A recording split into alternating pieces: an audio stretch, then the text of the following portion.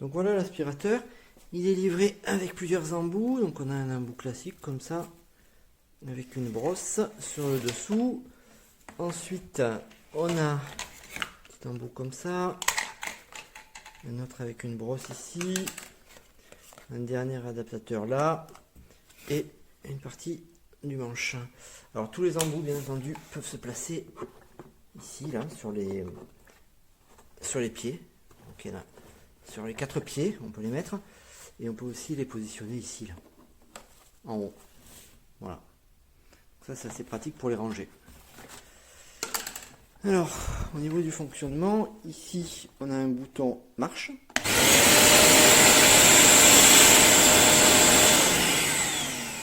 Arrêt. Et si je le mets ici, il a démarrage automatique. C'est-à-dire que si ici, je branche un outil, par exemple une ponceuse, typiquement, ben quand je vais démarrer la ponceuse, l'aspirateur va automatiquement se mettre en marche. Ce qui va permettre d'aspirer les résidus qui sont poncés. Voilà, donc là je l'arrête. Quoi d'autre? On a une poignée sur le dessus. Voilà. Il y a les roulettes dessous. Alors il n'est pas très haut. Alors c'est tout du plastique. Hein. Clairement, la cuve est en plastique. Ce qui est, alors il aspire bien, c'est correct, mais là c'est pas non plus de la grosse qualité. Après, compte tenu du prix, ça me paraît cohérent. Voilà, si je regarde ça par exemple ici, voilà, on voit que ça là, c'est pas de la grosse qualité. Hein. Si je tire un petit peu, ça va venir. On va l'ouvrir pour regarder l'intérieur. Voilà. Voilà, et on voit l'intérieur. Donc là, il y a un gros filtre qu'on peut mettre ou pas. Si vous aspirez de l'eau, il ne faut pas le mettre. Et puis après, il y a le sac qui est en option également. Donc on voit bien que la cuve, c'est tout du plastique. Mais il aspire bien et franchement, il fait le boulot. Pour le prix, je trouve que c'est un bon rapport qualité-prix. Voilà, c'est pas de la super qualité, mais c'est pas cher.